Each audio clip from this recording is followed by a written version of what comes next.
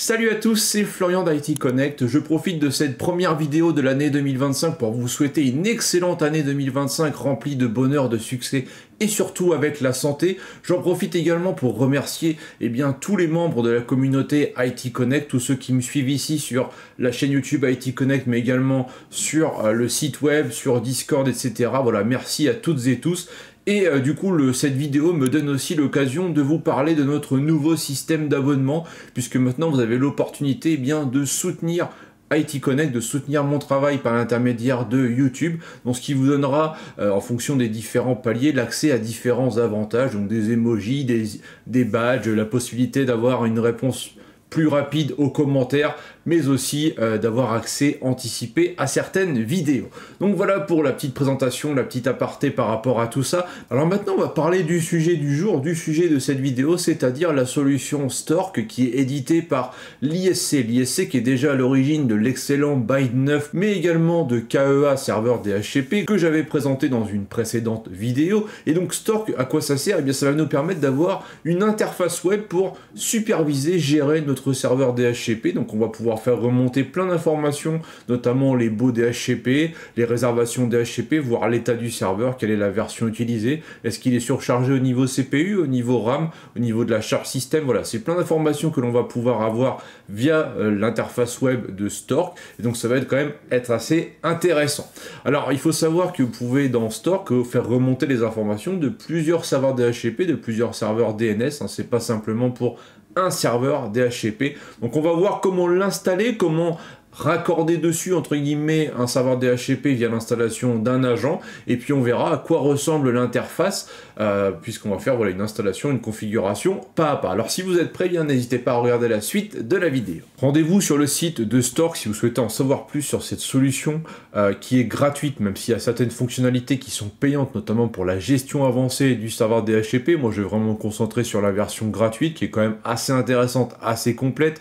Donc voilà, tout est ici, c'est un produit qui est maintenu, il n'y a aucun problème là-dessus, donc vous pouvez le déployer en production. Il y a une documentation officielle qui est là également pour vous aider en complément du tutoriel vidéo que je suis en train de tourner, et puis du tutoriel écrit que vous pouvez retrouver aussi sur itconnect.fr. Voilà, donc du coup vous avez suffisamment de documentation pour le mettre en place et faire vos premiers pas. En ce qui me concerne, je vais installer Stork sur une machine Debian 12 qui va vraiment servir de serveur Stork, mais vous pouvez également installer le serveur sur le même serveur que votre DHCP ou votre DNS, il n'y a pas de souci là-dessus.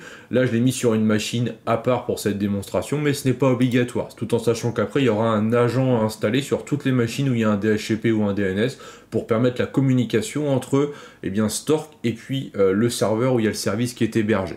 Donc on commence par mettre à jour le cache des paquets, on installe ensuite l'application curl, puisqu'on va en avoir besoin pour ajouter le dépôt à notre machine, donc un dépôt qui est référencé par l'ISC qui nous permet du coup de récupérer ensuite le paquet, donc c'est sur Cloudsmith. Donc on lance cette commande, donc on a besoin bien entendu d'avoir un accès root à la machine, ou en tout cas une délégation via sudo comme c'est mon cas ici. Voilà, donc une fois qu'on a fait ça, on va pouvoir installer le paquet Stork. Donc vous lancez simplement cette commande pour installer le paquet ISC Stork Server.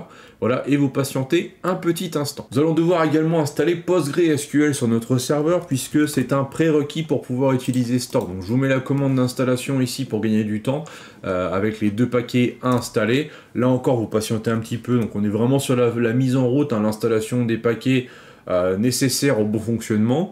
Donc une fois qu'on va avoir installé PostgreSQL, on va préparer une base de données pour cette application. Mais avant cela, on va configurer le démarrage automatique du coup de PostgreSQL, ainsi que le démarrer tout simplement. Donc on fait un enable PostgreSQL, voilà.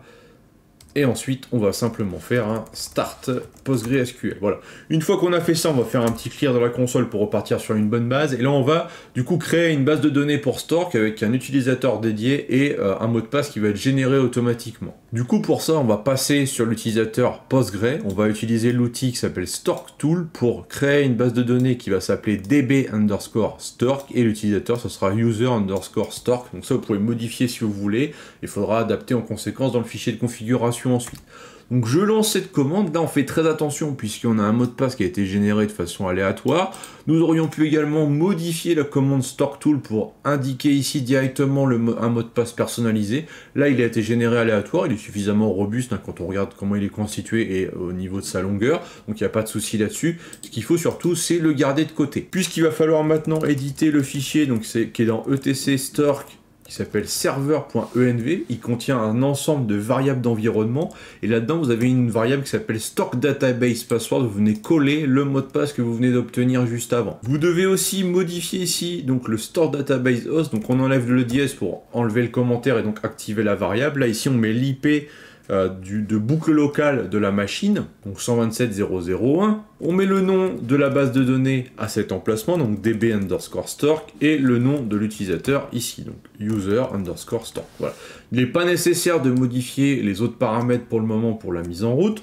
Donc on va sauvegarder ce fichier, voilà, on va le fermer. Une fois qu'on a fait ça, on va activer le démarrage automatique du serveur Stork. On va ensuite, du coup, le démarrer dans la foulée, sur le même principe que ce qu'on avait fait avec PostgreSQL, voilà. Donc à partir de là, si on regarde son statut, donc là je vais faire un status, voilà, il est bien en cours d'exécution, il n'y a pas de problème lié à la mise en route, sinon on pourrait regarder ici dans les logs, voir un petit peu ce qui se passe. Du coup, maintenant, ce qu'on va pouvoir faire, c'est se connecter à l'interface de Stork, puisque l'installation de l'application en elle-même est terminée. Donc là, je suis sur la machine locale où je vais ouvrir un navigateur et me connecter à l'interface. Bien sûr, vous pouvez le faire depuis une machine distante. Alors, on va mettre en fait l'adresse du serveur local en lui-même, on peut même mettre localhost, et on va mettre 2.8080. Donc l'interface est accessible sur 8080 par défaut. Voilà, donc on voit que c'est en train de se connecter, donc ça fonctionne bien. On va pouvoir s'authentifier, par défaut c'est admin. D'ailleurs on verra que quand on va se connecter la première fois, on est invité à changer le mot de passe. Donc là on met admin et ensuite en dessous on met 2 fois un mot de passe robuste pour sécuriser l'accès à l'application. Voilà, et on fait save. Donc désormais nous avons bien accès à l'interface de Stork. Alors on a différents menus ici, pour l'instant il n'y a pas grand chose, on va voir qu'il y a des menus qui vont venir se rajouter après quand on va venir connecter un serveur. Si on va dans machine, on voit que la liste des machines connectées est vide, on nous propose ici d'installer un agent. On nous donne ici des commandes à exécuter, il faut savoir que ces commandes-là, si vous exécutez ça sur une machine distante pour installer l'agent, ça ne va pas fonctionner, puisque là on lance un script.sh qui fait appel à un paquet d'installation qui n'est pas disponible sur le serveur. Donc ça va être à vous d'aller sur le site de Cloudsmith, donc lié à ISC, hein, pour récupérer le package d'installation, venir le copier-coller sur votre serveur Stork pour ensuite lancer ces commandes-là et faire l'installation. On va pas faire comme ça, nous ce qu'on va faire, c'est on va pas s'embêter, on va directement aller chercher le paquet, l'agent d'installation sur les dépôts comme on a fait avec la partie serveur. Alors je me suis connecté sur une machine Debian 12 hein, qui s'appelle SRV-DNS qui dispose à la fois de Bind 9 et de KEA-DHCP Server, donc les deux solutions de chez l'ISC qui sont pleinement compatibles avec Stork.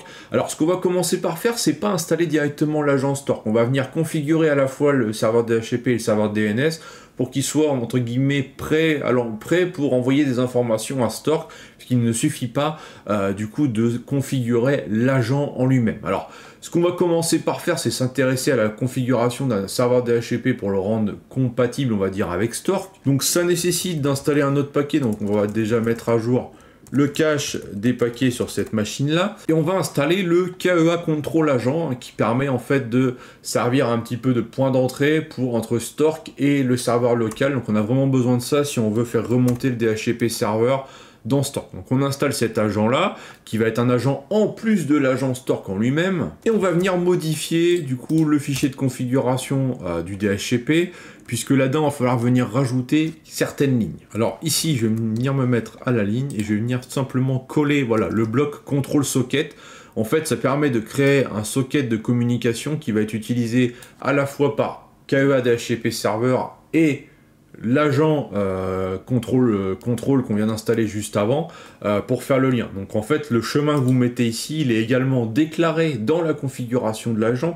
D'ailleurs je pourrais enregistrer ce fichier, le fermer rapidement et vous montrer que dans ce fichier là, ici on a aussi un bloc contrôle agent, et si on descend un petit peu on a contrôle socket, et là j'ai le même chemin pour DHCP4 que celui que je viens de déclarer dans le fichier du serveur KEA DHCP en lui-même, donc pour ça on est plutôt pas mal. Et il va falloir rajouter encore la suite ici, donc après control socket, un autre bloc d'information, donc c'est les lignes que je viens de vous mettre à l'écran.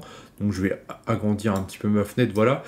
En fait, ça va permettre de charger ce qu'on appelle des hooks. Alors en fait, c'est des librairies qu'on va charger, qui sont directement disponibles, hein, sur le serveur en local, pour faire remonter des statistiques sur le DHCP et des informations sur les baux DHCP. Il y a d'autres hooks en fait pour aller plus loin, mais certains sont premium, c'est-à-dire que vous devez avoir une souscription au niveau d'ISC pour en bénéficier. Ces deux-là sont totalement gratuits.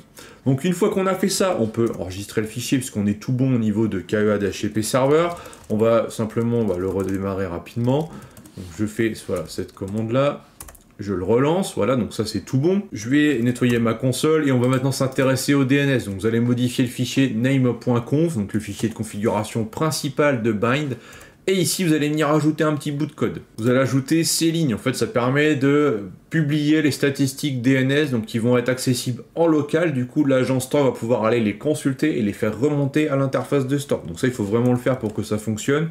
Ensuite, sur le même principe que pour le DHCP, on va relancer le service name qui correspond à Bind9, voilà. Donc là, c'est fait. Maintenant, on va pouvoir passer à l'installation de l'agent Stork en lui-même. Donc on installe la commande curl, comme tout à l'heure, pour pouvoir ensuite installer, du coup, le dépôt donc, correspondant. Donc je relance, voilà, cette commande-là. J'installe le dépôt, donc Cloudsmith, qui va me permettre ensuite de récupérer le paquet d'installation de l'agent Stork. Donc tout à l'heure, nous avions installé ISC Stork Server. Là, on installe le Stork Agent. Voilà, donc ça va prendre quelques secondes. Une fois que c'est fait, on va pouvoir aller éditer le fichier de configuration. Donc on fait un sudo nano etc stork, et là on a un agent.env en principe, voilà. Et là on a un certain nombre de paramètres qu'on va pouvoir définir. Donc au niveau de ces paramètres-là, qu'est-ce qu'on va définir? Eh bien, déjà à cet endroit-là, on va déterminer le nom de l'agent, c'est-à-dire on va reprendre en fait le nom de la machine. Donc par exemple srvdns.itconnect.local. On va aussi déterminer du coup cette option-là. En fait, je ne l'ai pas précisé jusqu'ici, mais on peut connecter donc l'agent Stork à Stork, bien entendu, mais aussi à Prometheus, puisqu'il y a la possibilité d'avoir des graphes avec Grafana, etc. Donc on peut aller plus loin. Là, on fait uniquement une connexion à Stork, donc c'est pas nécessaire de le mettre en écoute pour autre chose. Donc on active ce paramètre sur True comme ceci. Et on a un autre paramètre qui est normalement plutôt vers la fin. Voilà, ici, c'est le Stork agent serveur URL. Là, vous devez mettre l'adresse complète vers votre serveur Stork avec donc 2.8080. Donc voici un exemple en ce qui concerne mon infrastructure. On pourrait aussi mettre également le nom DNS ici. Ensuite, j'enregistre ce fichier et je vais venir redémarrer l'agent, mais avant cela, je vais l'activer. Donc on fait ça, ensuite on fait la même chose mais avec un start, et on va pouvoir venir regarder du coup le statut de cet agent, voir s'il n'y a pas eu de problème particulier. Il se peut qu'on ait des erreurs, parfois de syntaxe, des choses comme ça, donc ce sera mentionné ici. Là, visiblement, il n'y a pas d'erreur particulière, il a réussi à démarrer, donc tout va bien, on va dire. Ce que l'on va faire maintenant, c'est rebasculer sur le serveur Stork, puisqu'ici on va quitter, et on va actualiser la page. Pour voir un petit peu ce qui se passe, voilà, ici dans les machines non autorisées, j'ai une nouvelle machine qui est srvdns.itconnect.local. On voit que ma machine, j'ai installé l'agent, j'ai renseigné l'URL de l'agent, etc. Elle est venue s'inscrire. Donc là, en fait, on va autoriser la machine. Tout le temps qu'on ne fait pas ça manuellement en tant qu'administrateur, à moins d'avoir utilisé le système de jetons tel qu'il est présenté ici, eh bien, il faut approuver manuellement la machine. Donc là, je vais l'autoriser à remonter des informations sur le serveur Stork. Donc à partir de là, si je rafraîchis la liste des machines autorisées, voilà, on voit que le serveur est bien remonté ici. Je vais cliquer sur le bouton action ici, je vais faire un petit refresh, voilà, ça me remonte bien l'état. Donc j'ai ici la charge CPU, le nombre de CPU, le total de RAM, la charge RAM, éventuellement l'état des démons. Donc là j'ai l'agent de contrôle, le contrôle agent qui est ici, j'ai le DHCP V4, je n'ai pas de DHCP V6 ni le paquet d'InDNS, donc du coup ça remonte comme ça. On me dit que j'utilise KEA en version 2.2.0, le Bind9 pareil j'ai la version, donc on a un suivi comme ça, on pourra avoir bien sûr plusieurs serveurs ici. Et maintenant je peux cliquer dessus, pour en savoir un petit peu plus, du coup j'ai également les derniers logs. J'ai vraiment un état complet de la machine qui apparaît ici. Si je clique sur le store, que je reviens sur la page d'accueil, que je rafraîchis, bien, du coup je vais voir que du coup j'ai un nouveau tableau de bord qui est apparu, comme on peut le voir ici. J'ai également une nouvelle entrée dans le menu pour la partie DHCP. Donc là je vais pouvoir avoir un aperçu global de mes subnets DHCP en IPv4, en IPv6. Là, j'ai que de l'IPv4, donc du coup, ça me remonte un subnet, donc c'est bien mon étendue qui est configurée. J'ai des statistiques, alors ça peut mettre un petit peu de temps à remonter au début, faut pas s'inquiéter là-dessus, mais en tout cas, je vais avoir ensuite là-dedans, eh bien, le total d'adresses dans mon étendue, le nombre d'utilisés, c'est-à-dire que là, mon DHCP actuellement, il distribue une seule adresse IP. Et si je descends, je peux voir toute la configuration du serveur DHCP. Je peux également voir, tiens, est-ce que cette option-là elle est déterminée au niveau du subnet ou au niveau global? Parce que je vous rappelle, hein, quand on configure une étendue DHCP, on a les options du serveur et les options du subnet, donc de l'étendue. Là, on a tout qui apparaît ici. Donc on a les options qui sont visibles là. On a du coup un détail par subnet. Si on va sur le dashboard, on retourne à la page d'accueil. Si on va dans le list church, je peux rechercher un by DHCP. Et donc ici, vous pouvez saisir une adresse IP, une adresse MAC, un nom d'autre pour voir, tiens, est-ce que, par exemple, la machine qui s'appelle Kali sur mon réseau, est-ce qu'elle a un list DHCP? Non, c'est pas le cas. Voilà, donc vous pouvez faire des recherches ici dans les bases de beaux DHCP directement. Vous avez le host réservation qui permet de lister les réservations DHCP configurées. Donc là, on voit que j'ai une réservation pour la machine qui a cette adresse MAC, cette adresse IP qui est réservée, le hostname c'est celui-ci, voilà, on voit le global subnet, on voit à quel serveur c'est rattaché, donc c'est plutôt intéressant. On a aussi des informations sur nos subnets, donc là on retrouve un peu les statistiques de tout à l'heure avec le pourcentage d'utilisation, donc on a vraiment toute la partie supervision, on va dire.